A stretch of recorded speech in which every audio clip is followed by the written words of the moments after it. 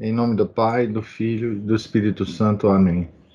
Ave Maria, cheia de graça, o Senhor é convosco. Bendita sois vós entre as mulheres, e bendito é o fruto do vosso ventre, Jesus. Santa Maria, Mãe de Deus, rogai por nós, pecadores, agora e na hora de nossa morte. Amém. São Felipe Neri, rogai por nós. Nossa Senhora das Dores, rogai por nós. Em nome do Pai, do Filho e do Espírito Santo. Amém. Então, aqui nós estamos na quinta parte do livro A Alma de Todo Apostolado, do Dom Chutar, na parte em que Dom Chutar comenta sobre a vida litúrgica, né? Já lemos a primeira parte desse item, o que é a liturgia, e agora vamos ler a segunda parte, o que é a vida litúrgica.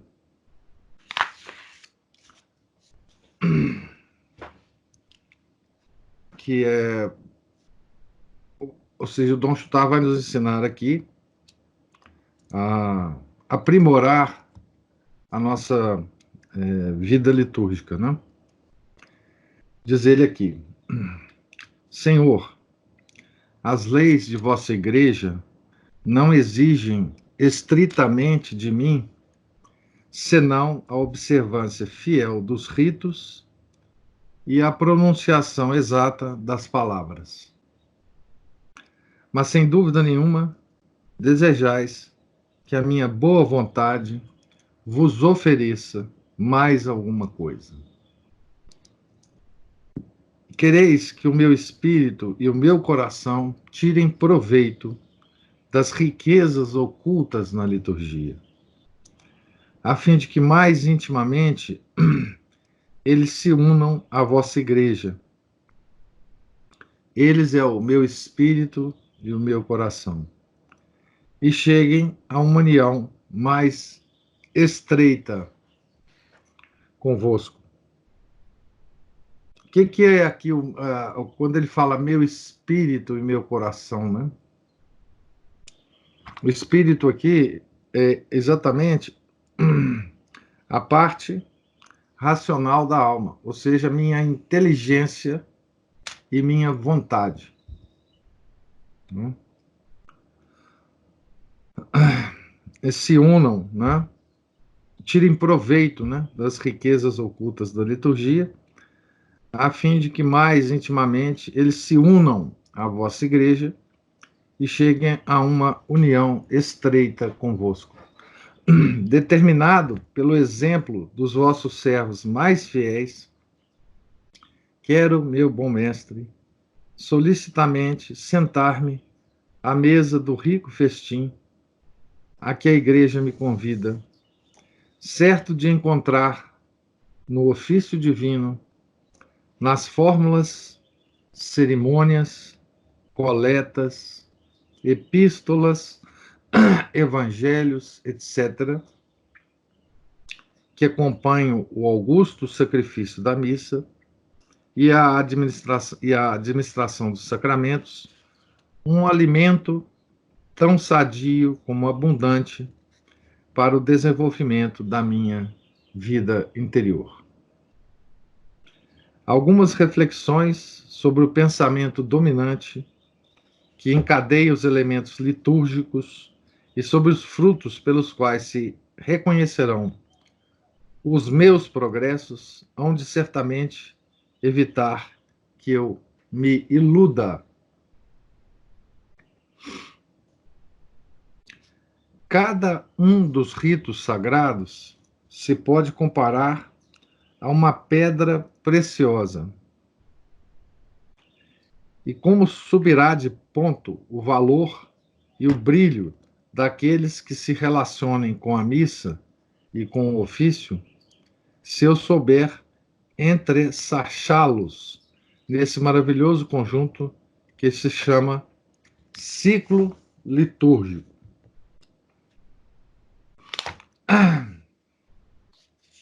Ciclo litúrgico. Ele tem uma nota aqui que ele vai explicar o ciclo litúrgico. A igreja, inspirada por Deus e instruída pelos santos apóstolos, dispôs de tal sorte o ano que, a par da vida, dos mistérios, da pregação e da doutrina de Jesus Cristo, nele se encontrou o verdadeiro fruto de tudo isso nas admiráveis virtudes dos seus servos e nos exemplos dos seus santos, e também uma misteriosa síntese do Antigo e do Novo Testamento e de toda a história eclesiástica. Devido a isso, todas as estações são frutuosas para os cristãos. Tudo ali está cheio de Jesus Cristo. Nessa variedade que vai toda terminar na unidade tão recomendada por Jesus Cristo, a alma inocente e piedosa, além das alegrias celestes, encontra ainda um alimento sólido e uma renovação perpétua do seu fervor. Ele cita aqui um texto do Bossuet, chamado Oração Fúnebre de Maria Teresa de Áustria. Bom, o ciclo litúrgico é exatamente o ano litúrgico, né? Que se repete todo ano, né? Igualzinho, né? Para nós que assistimos à missa tradicional, né? Parece que na missa de Paulo VI tem 3 anos, né? Litúrgicos, eu não sei, mas enfim. Para nós, todo ano se repete o ciclo anual litúrgico, né? Note bem que Dom Chutar está aqui englobando, quando ele fala de vida litúrgica, ele está englobando a missa e o ofício divino, o breviário, né? Que para o clero é obrigatório, né? A oração do breviário. Conservada durante um período inteiro sob a influência de um mistério, alimentada pelas coisas mais instrutivas e afetivas que a respeito dele se encontram na escritura e na tradição, constantemente orientada para uma mesma ordem de ideias, a minha alma há de necessariamente sentir a influência de uma tal atenção e encontrar nos sentimentos que a Igreja lhe sugere um alimento tão substancial como saboroso para se aproveitar da graça especial que Deus reserva para cada período, para cada festa desse ciclo. Então, cada tempo, né? O ano é dividido em tempos, né? Nós estamos vivendo um tempo extremamente importante, que é a quaresma, né? Mas em cada tempo existem também as festas dos santos, né? Tá certo? Então, é o ano, o tempo e as festas. Em cada uma dessas estações, né? A igreja, então, oferece aos fiéis, tanto para quem reza o breviário, quanto para quem vai às missas, né? Um certo conjunto de trechos da escritura, né? Das escrituras, tanto do Velho Testamento quanto do Novo Testamento. E é isso que a igreja quer que a gente fique atento, né? Em termos de ensinamento, né? Note que eu quero dizer, né, que nós tendemos hoje a esquecer o ano litúrgico, né? Nós vivemos no ano civil, né? Apenas.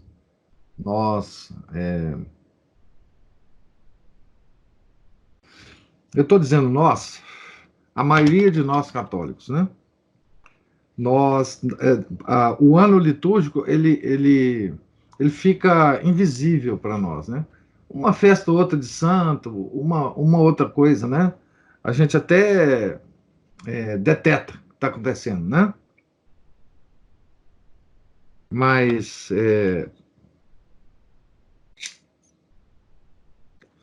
eu, por exemplo, que vivo perto da igreja de São Judas Tadeu, né?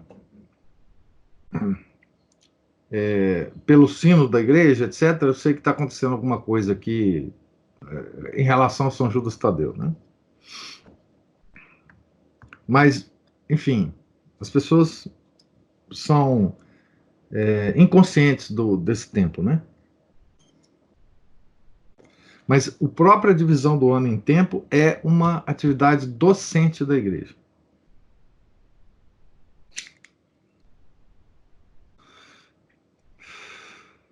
O mistério penetra em mim, não só como uma verdade abstrata que se assimila pela meditação, senão também cativando completamente todo o meu ser, pondo até em jogo as minhas faculdades sensíveis para excitar o meu coração e determinar a minha vontade. Então, para alguns de vocês que estão fazendo, né,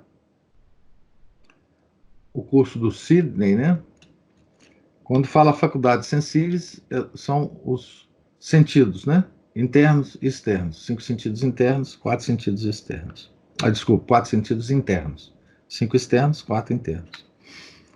Então, esse ciclo, ele não só transmite uma verdade abstrata, mas também cativa todo o ser do católico, né? Não é mais uma simples lembrança do passado, um simples aniversário, mas sim um fato que se reveste do caráter de um acontecimento presente, de que a Igreja faz uma aplicação atual e do qual realmente participa. Nós, então, com esse ano, né, litúrgico, nós revivemos os tempos sagrados, né, das Sagradas Escrituras. Nós vivemos o tempo das Sagradas Escrituras. Né? No tempo do Natal, por exemplo, festejando junto do altar a vinda do Deus menino, minha alma pode repetir: Ode Christo natus est, ode Salvator apparuit, ode in terra canunt angeli.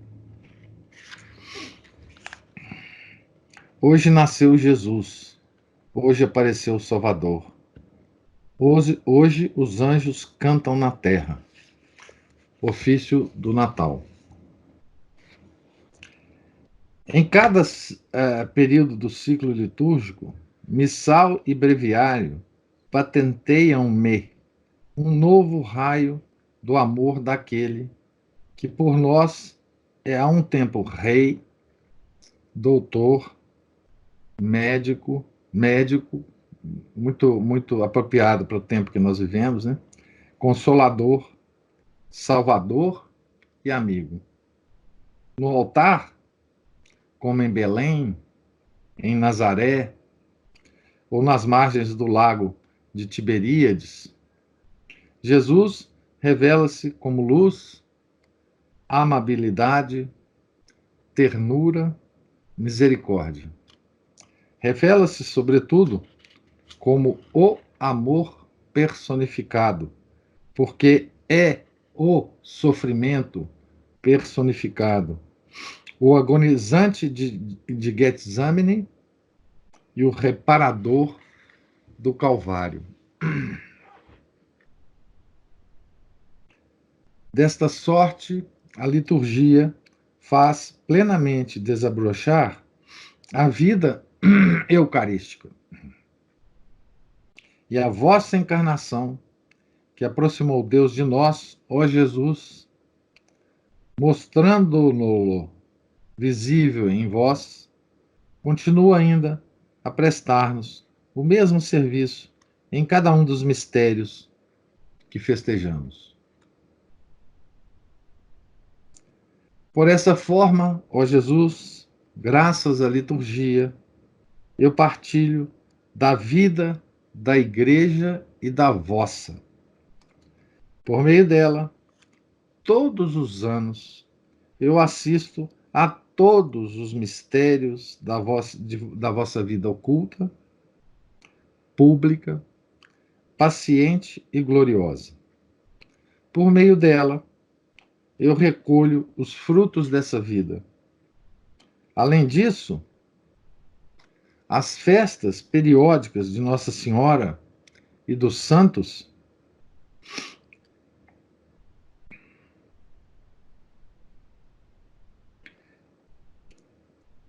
eu perdi aqui a frase, vou reler.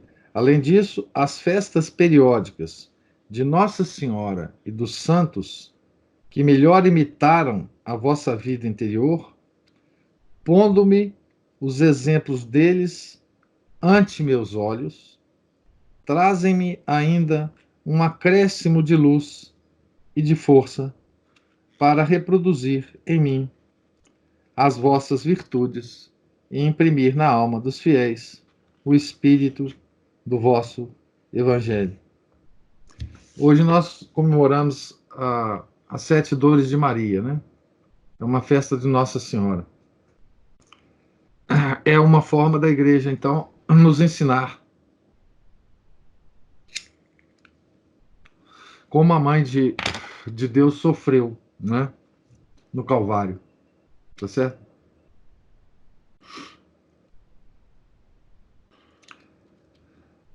Desta sorte, a liturgia faz plenamente desabrochar a vida. Opa, não, desculpe, estou voltando.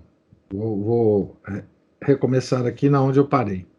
Como poderia eu realizar no meu apostolado o voto de Pio X, São Pio X, né? Restaurar tudo em Cristo, né?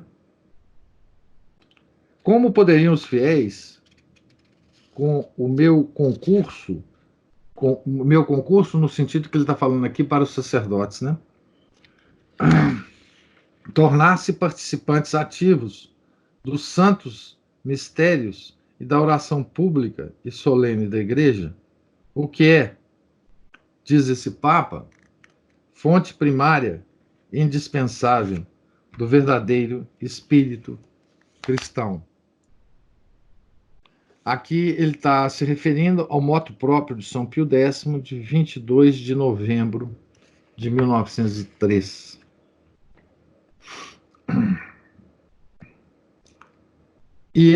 Se eu próprio passasse junto dos tesouros da liturgia, sem chegar sequer a suspeitar de suas maravilhas. Isso é o que ele nos pergunta, né? Dom Chutar. Né? Para dar maior espírito de unidade à minha vida espiritual e unir-me ainda mais à vida da Igreja, procurarei relacionar com a liturgia, tanto quanto possível, os outros meus exercícios de piedade. Por exemplo, escolherei de preferência um assunto de meditação em relação com o período ou a festa do ciclo litúrgico. Nas minhas visitas ao Santíssimo Sacramento, de preferência, hei de ter colóquios, segundo o tempo do ano, com Jesus menino, Jesus glorificado, Jesus vivo na sua igreja, etc. Leituras particulares sobre o mistério ou sobre a vida do santo, cuja memória se honra, hão de concorrer também para esse plano de espiritualidade litúrgica. Então, aqui só para sugerir para vocês, tem um livro do padre Frederick William Faber, sobre as 7 dores de Maria, que foi publicado, não sei se traduzido ou se eles usaram a tradução antiga, mas foi publicado pela editora Pinos, que eu acho que tomou o título Ao Pé da Cruz, se não me engano, é esse o título. É um dos livros mais extraordinários de Mariologia que eu conheço, tá? Eu coloco esse livro no mesmo nível do tratado do São Luís Maria de Grignion de Montfort, né? Verdadeiro tratado né? E também do Glórias de Maria, né? Então, aproveitando que hoje é o dia das 7 dores de Maria, né? Nossa Senhora das Dores, eu sugiro então esse livro para vocês, né? Um, uma coleção de Mariologia muito boa. São exatamente esses 3 livros, né? Do São Luís, do Santo Afonso e do padre Frederic Faber, que já deveria ter sido, pelo menos, beatificado, né? Mas não foi, senão canonizado, né? Então, seguindo aqui. Mestre adorável, preservai-me das adulterações da vida litúrgica. São elas prejudiciais a toda a vida interior, sobretudo porque atenuam o combate espiritual. Adulterações da vida litúrgica, ele chama aqui, né? Imagina o que ele falaria hoje quando ele visse tanto a missa, quanto o breviário, quanto o calendário dos santos, todos alterados, né? Depois do Concílio Vaticano II, né? Agora também com esse texto, né? A gente entende melhor, né? Por que que a luta pela manutenção da liturgia antiga, né? Foi tão central depois do Concílio Vaticano II para os grupos que passaram a defender esse ponto, né? O texto de Dom Chutar, ele coloca muito bem, né, a centralidade, né, da liturgia, aqui entendendo liturgia, né, para o sacerdote, né, como a missa e o breviário, né, como isso é central, né, inclusive para estimular as nossas meditações, a nossa oração mental, né? Para estimular toda a nossa vida diária, né?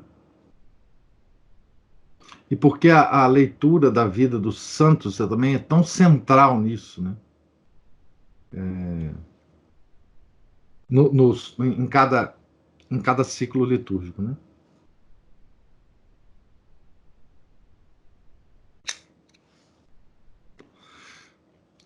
Olha a coisa interessante que ele vai falar aqui, ó. Preservai-me de certa piedade que faz consistir esta vida litúrgica somente nas alegrias poéticas ou num estado atraente de arqueologia religiosa, ou então que me incline para o quietismo e para os seus resultados, isto é, para o enfraquecimento de tudo o que dá força à vida interior. Temor, esperança, desejo de salvação e de perfeição, luta contra os defeitos e trabalho para adquirir a virtude. Quando você esquece tudo isso, você cai no pietismo, né? Então veja as características que ele coloca dessa certa piedade, né? Essa piedade, digamos assim, vamos dizer o mínimo, né? Insuficiente, né? Essa piedade insuficiente, né? Fazer consistir a vida litúrgica somente nas alegrias poéticas ou num estudo atraente de arqueologia religiosa. Nós vemos hoje, mesmo nos assistentes, né, da missa tradicional, esse tipo de atração que eles sentem pela liturgia antiga, né? Uma espécie de atração estética, né? Que são aqui as alegrias poéticas, ou também numa posição de que, poxa, como isso é interessante, né? Como isso é antigo, não é? Então, eles são atraídos pela antiguidade da coisa, né? Como que uma arqueologia, né, religiosa, tá certo? Veja que essa posição é uma posição que já existia na época de Dom Chutar, né? Ele está descrevendo isto, né? Tá certo? E é uma posição que nós vemos hoje ainda em nós também, né?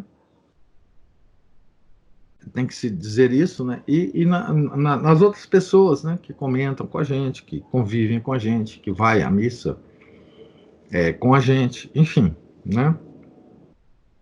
Dai-me a convicção de que neste século de ocupações absorventes e perigosas, a vida litúrgica, por mais perfeita que seja, de nenhum modo torna dispensável a meditação da manhã. Afastai de mim o sentimentalismo e o piedosismo. Boa expressão essa, hein? Piedosismo, que fazem consistir a vida litúrgica nas impressões e nas comoções, e deixam a vontade escrava da imaginação e da sensibilidade.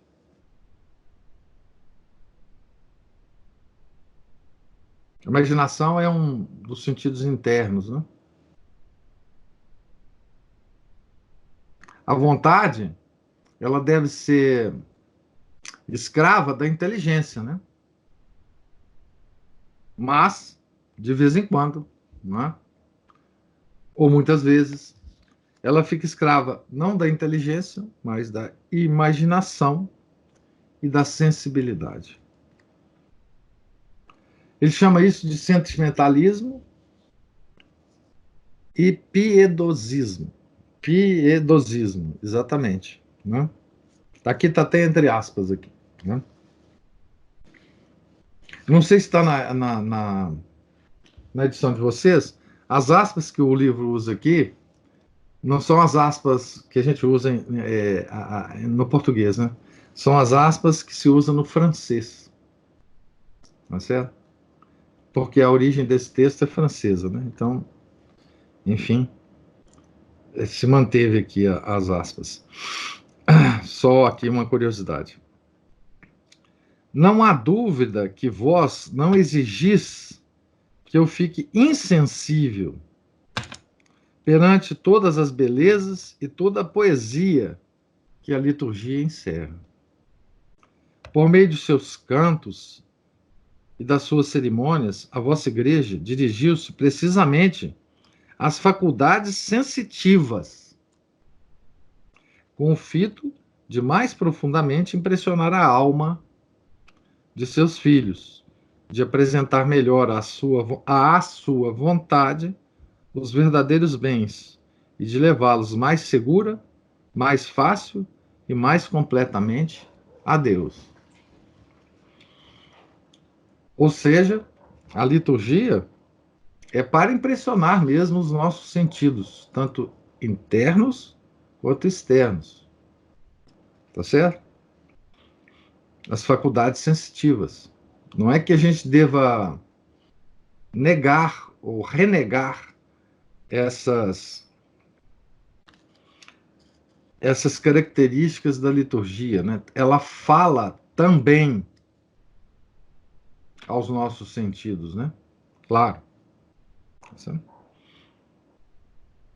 Eu posso, portanto, saborear toda a frescura inalterável e salutar que se encontra nos dogmas postos em relevo pela liturgia, deixar-me comover perante o espetáculo cheio de majestade de uma solene missa cantada, apreciar as orações da absolvição ou os ritos tão tocantes do batismo, da extrema-unção, do sepultamento, etc. Então, devo fazer isso. Posso, devo fazer isso, né? Mas, aí vem o mas, né?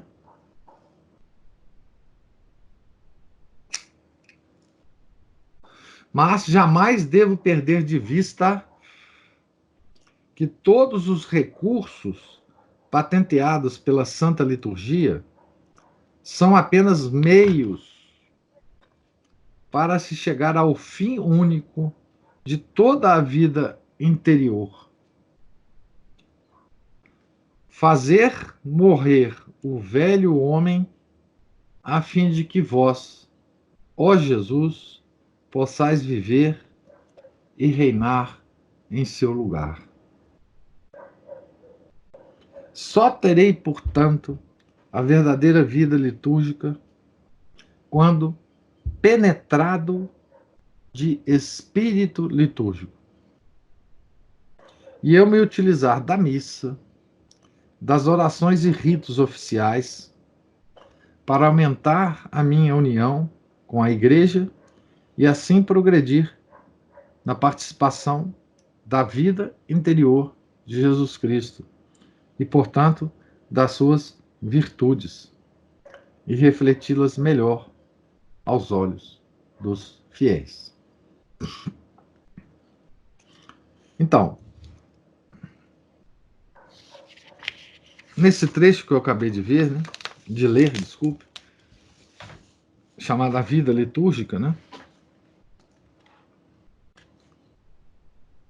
fica claro para nós, né, nessa linguagem que o Dom Chutar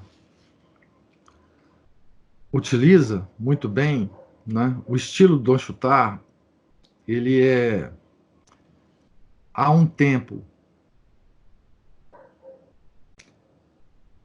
eu diria, poético, né,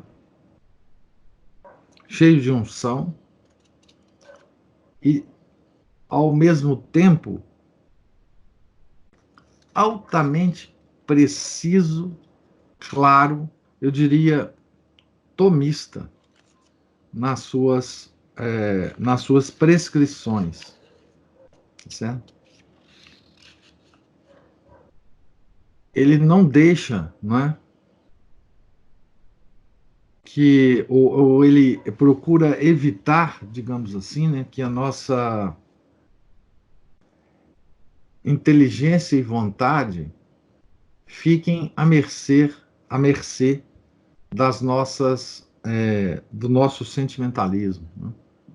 Das nossas impressões sensitivas. Ele não as nega, ele não as condena em si mesmas, não é? Mas ele nunca deixa a gente na impressão de que a gente deve soltar as rédeas para essas impressões. Ele sempre nos alerta, né, de que nós temos que manter, nas expressões que ele usa aqui no início da leitura, né, meu espírito e meu coração atento, ou seja, a minha faculdade racional e a minha vontade, ou a minha inteligência e a minha vontade. Né?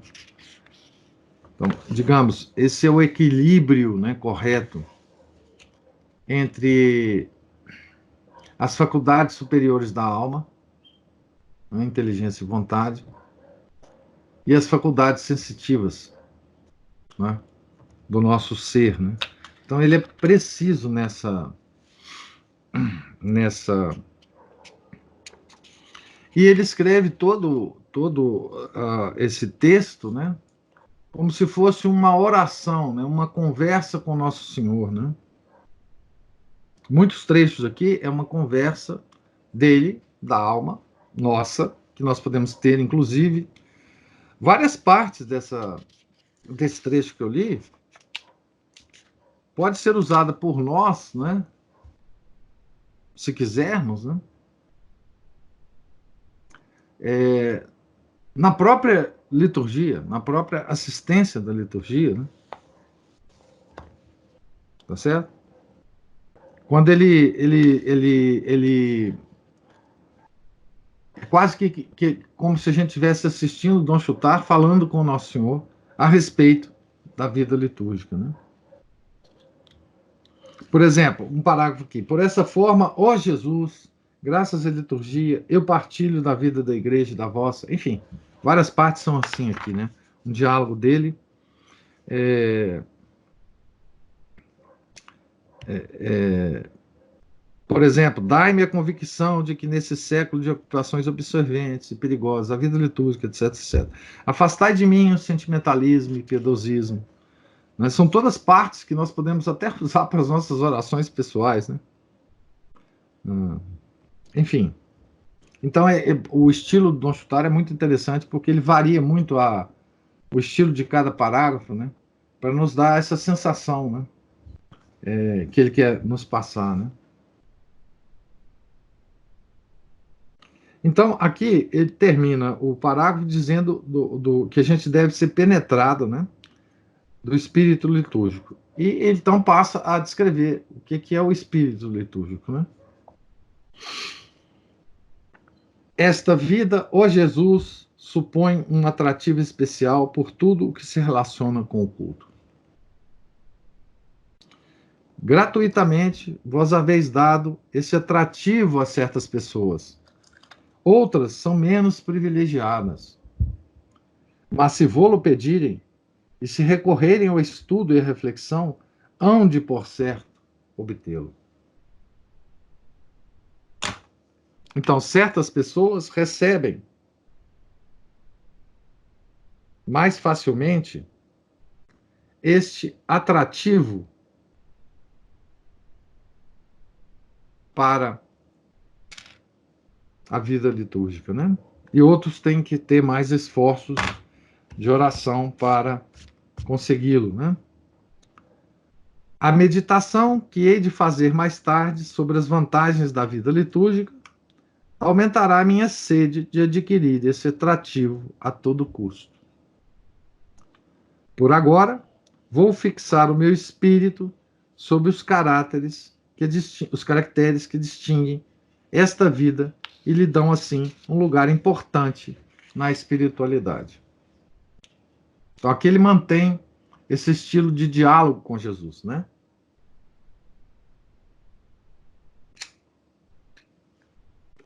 Escrevendo o livro e mantendo o diálogo com Nosso Senhor, né?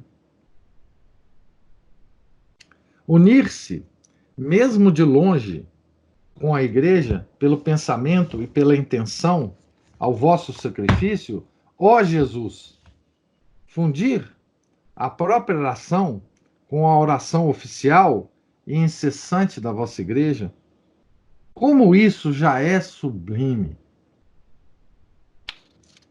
O coração do simples batizado voa mais seguramente para Deus, assim levado pelos vossos louvores, adorações, ação de graças, reparações e súplicas. Veja que essas são os quatro características fundamentais do sacrifício do Nosso Senhor, né? Adoração, ação de graça, reparação e súplica. Tá? Aqui ele tem uma nota de pé de página relativamente longa, eu vou ler. Na minha edição é a 238, que diz o seguinte: o unir-se à oração de outrem pode levar a uma oração avançada. A prova é esse camponês que se havia oferecido para levar as bagagens de Santo Inácio e dos seus companheiros.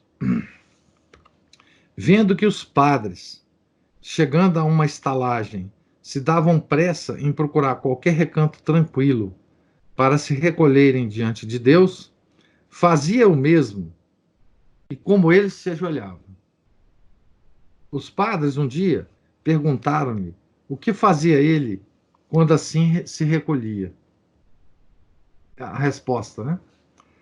Nada mais fácil, respondeu, do que dizer: Senhor, esses são santos, e eu, o seu animal de carga. O que eles fazem, quero eu também fazer. Eis o que eu ofereço, então, a Deus. Ele cita uma obra, né, do Afonso Rodrigues, Exercício de Perfeição de Virtudes Cristãs, primeira parte, Tratado 5, capítulo 19. Vou fazer uma observação aqui sobre essa obra. Essa obra, o primeiro volume dela foi traduzido pela editora Pinos, que não traduziu os outros volumes, tá? Mas, agora, se não me engano, a Cultor de Livros tem os outros volumes dessa obra, que é extraordinário. Afonso Rodrigues, Exercícios de Perfeição e Virtudes Cristãs. Vou voltar a historinha aqui. Se esse homem, mediante esse exercício contínuo, chegou a um grau iminente de oração e de espiritualidade, a fortiori, até o analfabeto, unindo-se à vida litúrgica da igreja, pode tirar grandes proveitos dela. Um irmão leigo de Claraval guardava ovelhas durante a noite da Assunção, do Mosteiro de Claraval, né, de São Bernardo. Uniu-se como pôde, sobretudo por meio da reza da saudação evangélica, às matinas que os monges cantavam e cujos ecos longínquos chegavam até ele. Deus revelou a São Bernardo que a sua devoção tão humilde e tão simples, de tal sorte tinha agradado a Nossa Senhora, que esta havia preferido à oração dos religiosos, mesmo fervorosos como eram. Então aqui ele está dando exemplos, não é? Exemplos de como nós podemos unirmos, né? Mesmo de longe com a igreja. Então, eu vou ler o parágrafo que deu ensejo a essa nota de novo. Unir-se, mesmo de longe, com a igreja, pelo pensamento e pela intenção ao vosso sacrifício, ó Jesus, fundir a própria oração com a oração oficial e incessante da vossa igreja, como isso já é sublime. O coração do simples batizado voa mais seguramente para Deus, assim levado pelos vossos louvores, adorações, ações de graça, reparações e súplicas. Isso é particularmente importante para nós hoje, né? Que vivemos uma época terrível da proibição dos cultos públicos, né, nas igrejas. Pois bem, quando a gente, então, estiver assistindo uma missa, né, pela internet, a nossa união, nesse momento, tem que ser esta união. a união que o pastor de ovelhas fez com os monges de Claraval, a união que o carregador de carga lá do Santo Inácio e de outros santos que estavam com ele também fez com eles, né?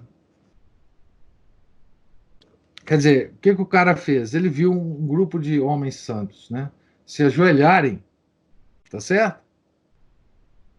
Para rezar, tá certo?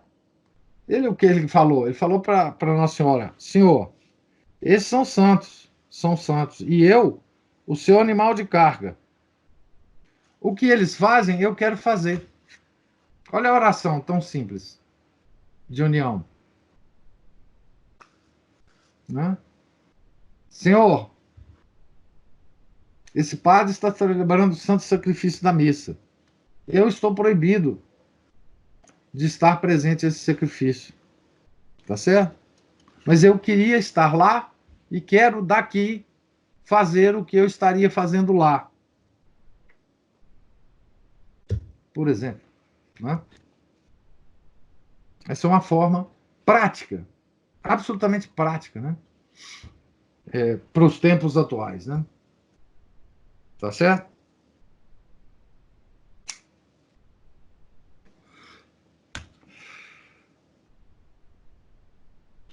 Tomar parte ativa são as próprias palavras de Pio X e cooperar nos sagrados mistérios e na oração pública e solene por uma assistência piedosa e esclarecida, pela avidez em tirar proveito das festas e das cerimônias, ou melhor ainda, ajudando a missa, respondendo a ela ou prestando o concurso próprio à recitação e ao canto dos ofícios, por exemplo, nos corais, né? Não é, porventura, o meio de entrar em comunicação mais direta com o pensamento da vossa igreja e de aurir na sua fonte primária e indispensável o verdadeiro espírito cristão? Ele pergunta, né? Pergunta retórica, obviamente. Aqui tem uma outra nota. Se refere também ao moto próprio de São Pio X, de 22 de novembro de 1903.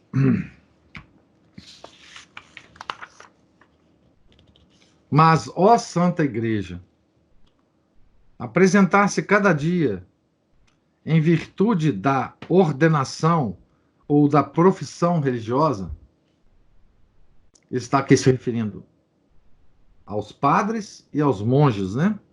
Em virtude da ordenação ou da profissão religiosa. Unido aos anjos e aos eleitos, como vosso embaixador oficial, perante o trono de Deus, para exprimir a oração oficial, que nobre missão é esta? Está falando aqui para os sacerdotes e os monges, né? A dignidade é ainda incomparavelmente mais sublime e acima de toda expressão, quando, ministro sagrado, eu me torno um outro vós mesmo, um outro Cristo, né? Ó meu divino Redentor, pela administração dos sacramentos sobretudo, pela celebração do santo sacrifício.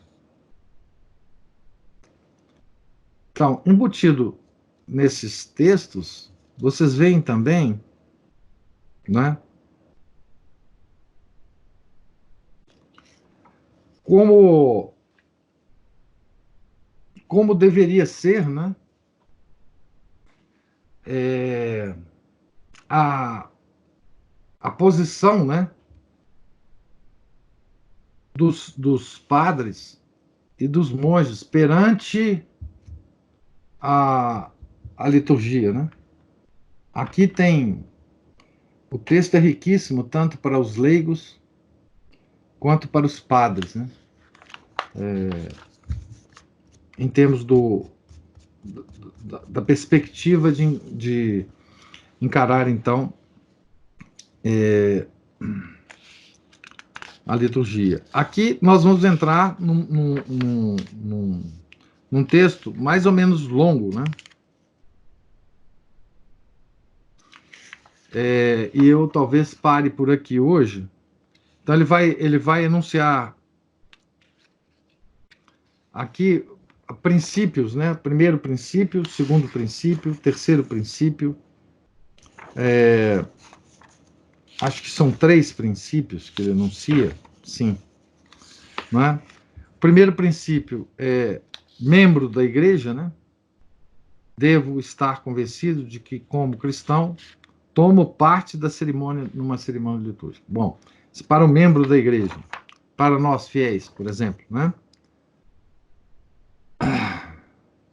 Aqui, no segundo princípio, ele vai falar como numa função litúrgica eu opero como representante da igreja. Então ele vai. E o terceiro princípio é sacerdote. Quando consagra a Eucaristia, eu administro os sacramentos, etc, etc. Então, mas é longo esse texto e eu vou deixar para então o próximo dia, que será daqui a 3 dias, né? Então, só reafirmando o que nós tínhamos, se vocês tiverem alguma observação, aproveitem agora esses minutinhos para fazê-las.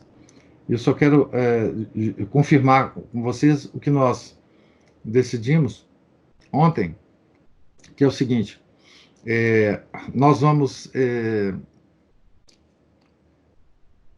até quarta-feira da Paixão, fazemos a leitura na quarta-feira da Paixão e paramos, né? Não faremos na quinta-feira da Paixão, na sexta, no sábado de Aleluia e no domingo de Páscoa. Sábado e domingo a gente não faz, né? E voltaremos na segunda, depois do domingo de Páscoa, né? Na oitava da Páscoa, a fazer as leituras, não mais estritamente quaresmais, né? Porque a quaresma vai estar terminada, mas continuaremos até o final do livro, quantas leituras forem necessárias para terminarmos, então, o livro. E aí fica o ciclo todo e o livro todo lido e comentado da forma que eu pude fazer aqui, certo? Alguma observação a fazer? Não? Então vamos rezar para finalizar. Em nome do Pai, do Filho, do Espírito Santo. Amém. Ave Maria, cheia de graça, o Senhor é convosco. Bendita sois vós entre as mulheres, e bendito é o fruto do vosso ventre, Jesus. Santa Maria, Mãe de Deus, rogai por nós, pecadores, agora e na hora de nossa morte. Amém. São Felipe Neri, rogai por nós. Nossa Senhora das Dores, rogai por nós. Em nome do Pai, do Filho, do Espírito Santo. Amém. Muito obrigado pela paciência. Um santo dia para todos.